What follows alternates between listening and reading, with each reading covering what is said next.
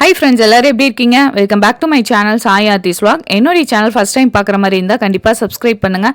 மறந்துடாம பெல் ஐக்கானை ப்ரெஸ் பண்ணுங்கள். அப்போ தான் நான் போட வீடியோ உங்களுக்கு நோட்டிஃபிகேஷனாக வரும். ஃபெஸ்டிவல் சீசனாகவே நமக்கு ஸ்வீட்டு காரம் செய்கிறதாங்க மைண்டில் வரும். விநாயகர் சதுர்த்தினா சொல்லவே வேணாம். நம்மளுக்கு இந்த பச்சைப்பயிர் உருண்டை எள்ளு உருண்டையெல்லாம் கண்டிப்பாக செய்வோம். எங்கள் வீட்டில் நாங்கள் கண்டிப்பாக செய்வோம். உங்கள் வீட்டில் நீங்கள் என்னென்ன செய்வீங்கன்னு கமெண்ட்டில் சொல்லுங்கள்.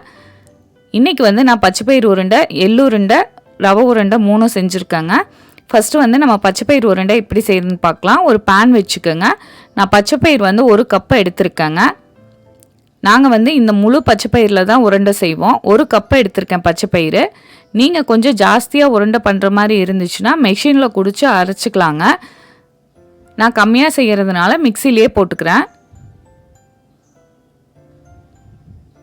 பச்சைப்பயிர் வந்து நல்லா செவந்து வரணுங்க.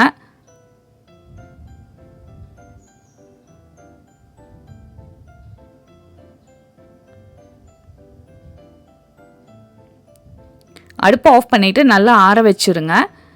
இப்போ அதே பேனில் 1/4 டீஸ்பூன் மட்டும் நெய் ஊற்றிக்கலாம். நெய் ஊற்றிட்டு பச்சைப்பயிறு உருண்டைக்கு வந்து நம்ம தேங்காய் வறுத்துக்கலாங்க.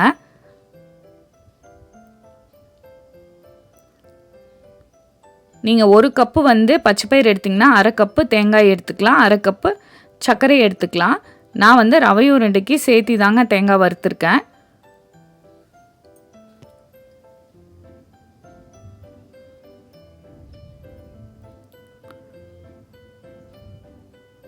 இந்த மாதிரி நல்லா மணலாட்ட திருவி வறுத்திங்கன்னா நல்லாயிருக்கும் உருண்டை பிடிக்கிறதுக்கு.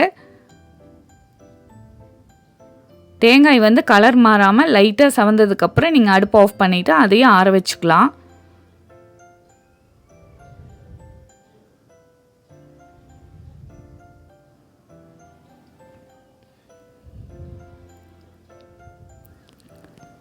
அடுத்தது நம்ம பச்சைப்பயிறு உருண்டைக்கு பாகு காய்ச்சிக்கலாங்க.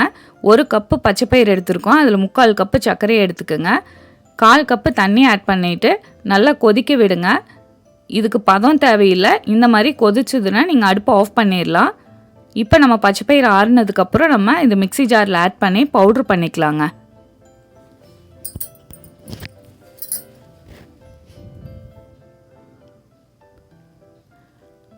மிக்ஸி ஜாரில் போட்டுட்டு நல்லா சலிச்சுக்குங்க.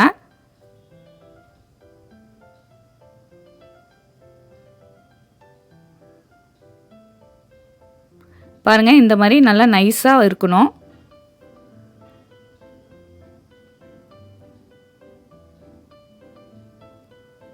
இப்போ இதில் நம்ம வறுத்து வச்ச தேங்காய் கொஞ்சம் ஆட் பண்ணிக்கலாங்க.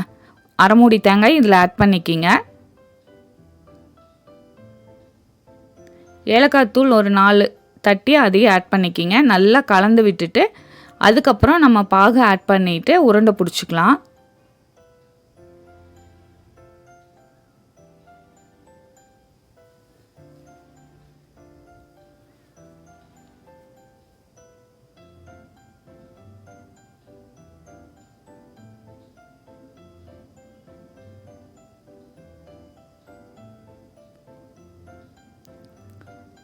பாகு நல்லா சூடாக இருக்குங்க.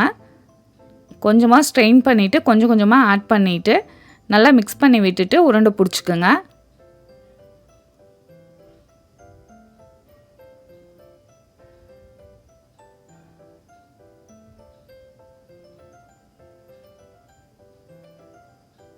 இது நீங்கள் ஈவினிங் ஸ்நாக்காகவும் கிட்ஸ்க்கு பண்ணி வைக்கலாங்க. அவ்வளோ ஹெல்தி.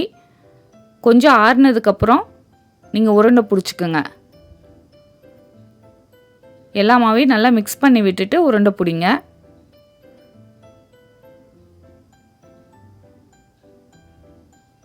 இந்த மாதிரி உருண்டை பிடிச்சி வச்சுக்கலாங்க. பச்சைப்பயிறு உருண்டை ரெடி ஆயிடுச்சு. அடுத்தது நம்ம எள்ளு உருண்டை செய்யலாம். நான் எள்ளை வந்து க்ளீன் பண்ணிவிட்டு துவைச்சி வச்சுருக்கேங்க. இது வறுத்துக்கலாம்.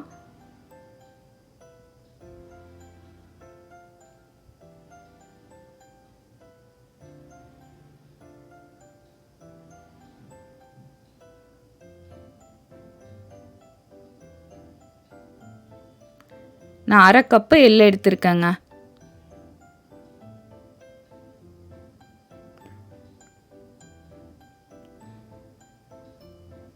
செவந்ததுக்கப்புறம் இதையும் நல்லா ஆற வச்சுக்கோங்க. நான் 1/2 கப்பு எள் எடுத்திருக்கேங்க. 1/2 கப்பு நிலக்கடலையை வறுத்துட்டு தோல் எடுத்துட்டு அதையே ஆட் பண்ணுறேன். 3/4 கப்பு சர்க்கரை ஆட் பண்ணிக்கிங்க. எள்ளு மட்டும் பிடிக்கிறதுக்கு கொஞ்சம் கஷ்டமாக இருக்குங்க. நல்லா அமுத்தி பிடிக்கணும்.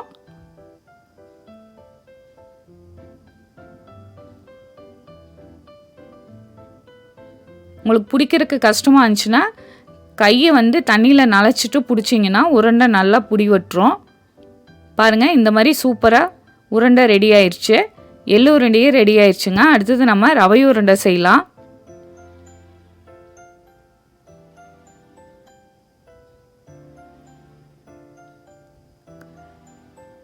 ஒரு பேன் வச்சுட்டு நெய் 1 ஸ்பூன் ஊற்றிக்கிங்க.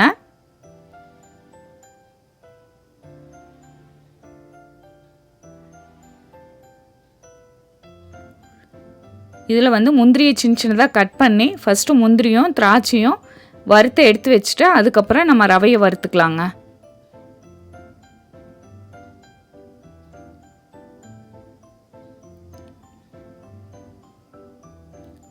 முந்திரி நல்லா செவந்ததுக்கப்புறம் இது ஒரு பிளேட்டில் ட்ரான்ஸ்ஃபர் பண்ணிடுங்க. பாருங்கள், நல்லா செவந்துருச்சு.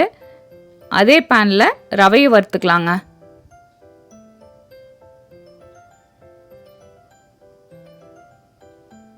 ஒரு கப்பு ரவை எடுத்துருக்கேங்க. இதுக்கு அளவு வந்து 1/2 கப்பு சர்க்கரை, 1/2 கப்பு தேங்காய்ங்க.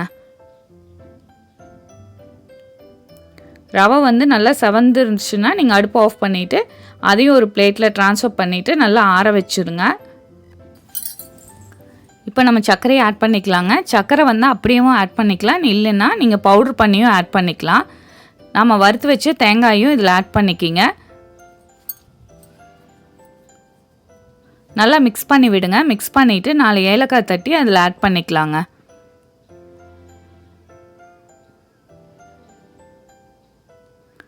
இதுக்கு உருண்டை பிடிக்கிறதுக்கு வந்து நம்ம சூடான பால் தாங்க ஆட் பண்ண போகிறோம். இது வந்து நீங்கள் ரொம்ப நாள் வச்சு சாப்பிட முடியாது. 2லேருந்து 3 நாள் தான் வச்சு சாப்பிட முடியும். நல்லா சூடாக இருக்கிற பாலை ஊற்றி லைட்டாக ஆற ஆற அப்படியே பிடிச்சிருங்க.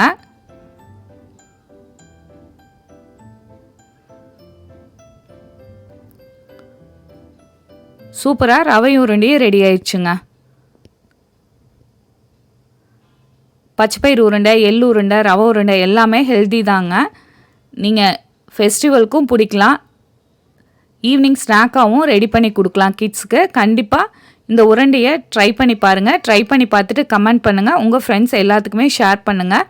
என்னுடைய channel Sai Aarthi's vlog like பண்ணுங்கள், ஷேர் பண்ணுங்கள், சப்ஸ்கிரைப் பண்ணுங்கள். மறந்துடாமல் பெல் ஐக்கானை ப்ரெஸ் பண்ணுங்கள். அப்போ தான் நான் போடுற வீடியோ உங்களுக்கு நோட்டிஃபிகேஷனாக வரும். Thank you so